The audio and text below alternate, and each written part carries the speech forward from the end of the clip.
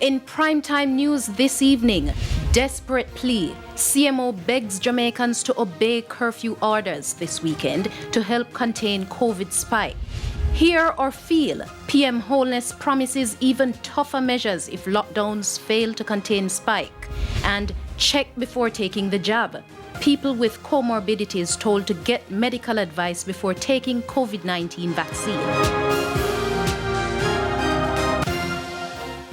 Good evening and welcome to Primetime News, live on air and online at onespotmedia.com. I'm Herman Green.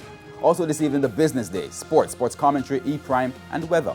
But before the break, here is our feedback request.